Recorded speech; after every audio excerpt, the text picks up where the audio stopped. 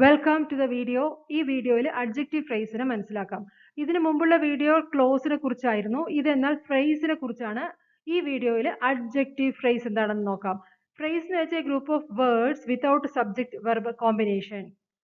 അപ്പൊ ഈ ഫ്രേസിലും ക്ലോസിലും ഒക്കെ ഉള്ള നിങ്ങളുടെ അറിവ് നിങ്ങൾക്ക് സിമ്പിൾ സെന്റൻസിനെ എങ്ങനെ കോംപ്ലക്സ് സെന്റൻസ് ആക്കാം, അല്ലെങ്കിൽ ഒരു കോംപ്ലക്സ് സെന്റൻസിനെ എങ്ങനെ സിമ്പിൾ സെന്റൻസിലേക്ക് മാറ്റാം തുടങ്ങിയ അറിവൊക്കെ നിങ്ങൾക്ക് വളരെ ഈസി ആയിട്ട് മനസ്സിലാവും. ഈ ഫ്രേസും ക്ലോസും ഒക്കെ അതിലുള്ള കൂടുതൽ അറിവ്. ഇപ്പൊ ഭയങ്കര ഇംഗ്ലീഷിൽ വളരെ ഡിഫിക്കൽട്ട് ആയിട്ടുള്ള ഒരു പാർട്ട് എന്ന് പറയുന്നത് ഈ കോംപ്ലക്സ് സെന്റൻസ് അല്ലെങ്കിൽ കോമ്പൗണ്ട് സെന്റൻസ്, സിമ്പിൾ സെന്റൻസ് തുടങ്ങിയ ആ ഒരു പാർട്ടാണ്. ഇപ്പൊ നിങ്ങൾക്ക് കോംപ്ലക്സ് സെന്റൻസിലുള്ള സെന്റൻസുകൾ അധികം എഴുതാൻ കഴിയണമെങ്കിൽ നിങ്ങൾക്ക് ക്ലോസിലും ഫ്രേസിലും നല്ല അറിവ് ഉണ്ടെങ്കിൽ, നല്ല അറിവും കൂടി വേണ്ട, ഒരു ഏകദേശ അറിവുണ്ടെങ്കിൽ നിങ്ങൾക്ക് അതിന് സാധിക്കും. അപ്പൊ ഇവിടെ ഫ്രേസ് എന്താണെന്ന് നോക്കാം. Adjective phrase. An adjective phrase is a group of words that does the work of an adjective. Adjective phrase ഒരു സെന്റൻസിൽ എന്താ ചെയ്യുക? അഡ്ജക്റ്റീവിന്റെ വർക്ക് എന്താണ്? അഡ്ജക്റ്റീവിന്റെ വർക്ക് ഒരു സെന്റൻസിൽ it always modifies noun or pronoun. It always gives us more information about noun or pronoun. അപ്പൊ adjective ഒരു സെന്റൻസിൽ ഉണ്ടെങ്കിൽ അതിനെ നമുക്കൊരു അഡ്ജക്റ്റീവ് ഫ്രേസ് ആക്കാം. ആ അഡ്ജക്റ്റീവ് ഫ്രേസും ചെയ്യുന്നത് എന്താണ്? അഡ്ജക്റ്റീവിന്റെ വർക്ക് തന്നെ. We bought a wooden chair for our office. ഞങ്ങളുടെ ഓഫീസിലേക്ക് ഒരു വുഡൻ ചെയർ വാങ്ങിച്ചു. ഇവിടെ ചെയർ എന്ന് പറയുന്നത് നൗണാണ്. ആ നൗണിനെ കുറിച്ചുള്ള ഒരു അഡീഷണൽ ഇൻഫോർമേഷൻ ആണ് നമുക്ക് തന്നിരിക്കുന്നത് വുഡൻ എന്നുള്ള അഡ്ജക്റ്റീവ്. അപ്പൊ അങ്ങനെ ഒരു അഡ്ജക്റ്റീവ് അതിലുള്ളത് കൊണ്ട് ഈ അഡ്ജക്റ്റീവിനെ നമ്മൾക്കൊരു അഡ്ജക്റ്റീവ് ഫ്രേസ് ആക്കാം. We bought a chair made of wood for our office. അപ്പൊ വുഡൻ എന്നുള്ളത് എന്തായി മാറി? മെയ്ഡ് ഓഫ് വുഡ്, വുഡ് കൊണ്ട് നിർമ്മിക്കപ്പെട്ട. അപ്പം അഡ്ജക്റ്റീവ് ഫ്രേസ് എന്ന് വെച്ചാൽ ഫ്രേസിൽ എന്തുണ്ടാവണം? എ ഗ്രൂപ്പ് ഓഫ് വേർഡ്സ് ആണത്. എന്നാൽ അഡ്ജക്റ്റീവ് അങ്ങനെയല്ല. അഡ്ജക്റ്റീവ് ഒരു വേർഡാണ്. അഡ്ജക്റ്റീവ് ഫ്രേസ് എന്ന് പറയുമ്പോഴേക്കും അതൊരു ഗ്രൂപ്പ് ഓഫ് വേർഡായി. അപ്പൊ മെയ്ഡ് ഓഫ് വുഡ് എന്ന് പറയുന്നത് അഡ്ജക്റ്റീവ് ഫ്രേസ് ആണ്. എന്നാൽ സെന്റൻസ് സിമ്പിൾ സെന്റൻസ് തന്നെ. We bought a chair made of wood for our office എന്നാണ് അഡ്ജക്റ്റീവ് ഫ്രേസ് ആക്കി മാറ്റിയപ്പോൾ വന്ന മാറ്റങ്ങൾ. അപ്പോൾ കൂടുതൽ വിശദമായി മനസ്സിലാക്കാം. എക്സാമ്പിൾസ്. He is well. ഇതൊരു SVC പാറ്റേൺ സെന്റൻസ് ആണ്. A short sentence. ഇവിടെ വെൽ എന്ന് പറയുന്നത് അഡ്ജക്റ്റീവ് ആണ്. കാരണം it modifies the subject he, the pronoun he. ഹീനെ കുറിച്ചുള്ള ഒരു അഡീഷണൽ വിവരമാണ് നമുക്ക് തരുന്നത്. അവൻ സുഖമായിരിക്കുന്നു. He's well. അപ്പൊ ഈ ഒരു അഡ്ജക്റ്റീവിനെ നമുക്കൊരു അഡ്ജക്റ്റീവ് ഫ്രേസ് ആക്കി മാറ്റാം. എന്നിട്ട് ഈ സെന്റൻസിനെ മാറ്റാം. He is in good health. In good health എന്നായി മാറുമ്പോൾ അതൊരു അഡ്ജക്റ്റീവ് ഫ്രേസ് ആകുന്നു. കാരണം ഫ്രേസിൽ എ ഗ്രൂപ്പ് ഓഫ് വേർഡ്സ് ഉണ്ട്. അപ്പൊ ഇൻ ഗുഡ് ഹെൽത്ത് എന്ന് പറയുമ്പോൾ അത് അഡ്ജക്റ്റീവ് ഫ്രേസ് ആണ്. പക്ഷെ അത് ചെയ്യുന്നത് എന്താണ്? It gives us more information about the pronoun he.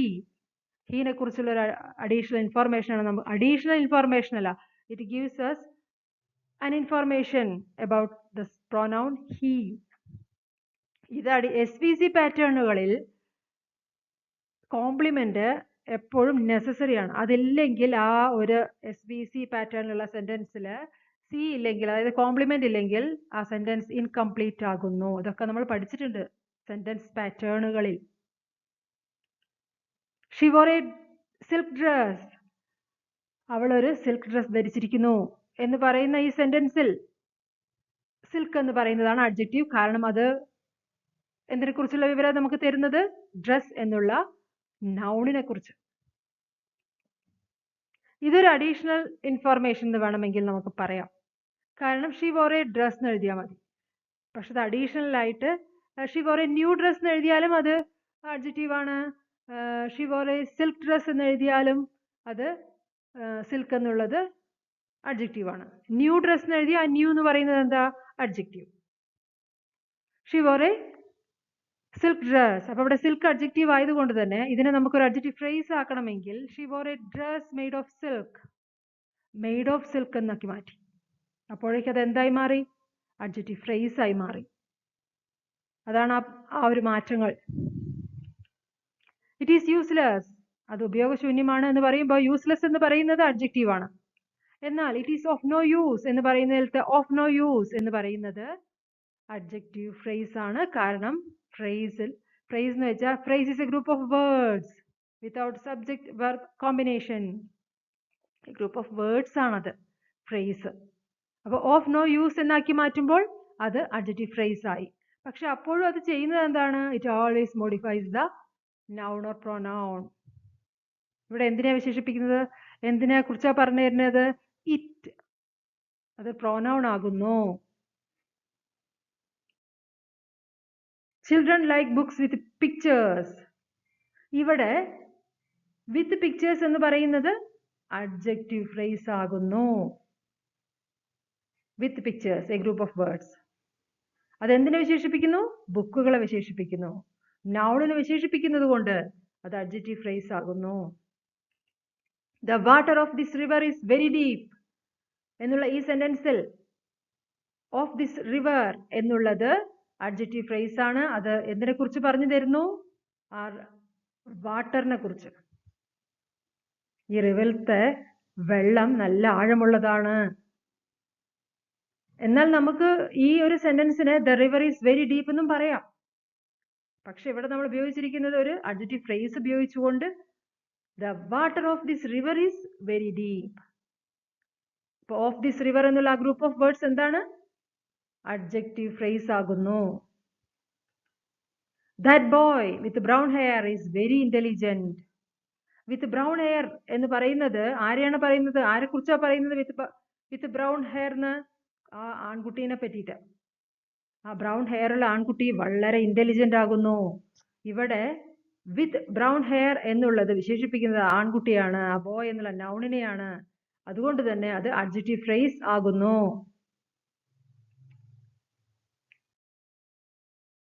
This colourful bag is mine. ഈ കളർഫുൾ ബാഗ് എന്റേതാകുന്നു. അപ്പൊ ഇവിടെ ബാഗിനെ വിശേഷിപ്പിച്ചുകൊണ്ടൊരു വേർഡ് ഉണ്ട്. അപ്പൊ നൗണിനെ വിശേഷിപ്പിക്കുന്നത് എന്താണ്? അഡ്ജക്റ്റീവ്. അപ്പൊ കളർഫുൾ എന്ന് പറയുന്നത് അഡ്ജക്റ്റീവ് ആണ്. ഇതിന് അഡ്ജക്റ്റീവ് ഫ്രേസ് എന്ന് പറയരുത്. അഡ്ജക്റ്റീവ് ഫ്രേസിൽ എ ഗ്രൂപ്പ് ഓഫ് വേർഡ്സ് ആണത്. രണ്ടോ അതിലധികമോ വേർഡ് ഉണ്ടാവും. ബട്ട് കളർഫുൾ എന്ന് പറയുന്നത് അഡ്ജക്റ്റീവ് ആണ്. അഡ്ജക്റ്റീവ് എന്ത് ചെയ്യുന്നു? It always modifies the noun or the pronoun.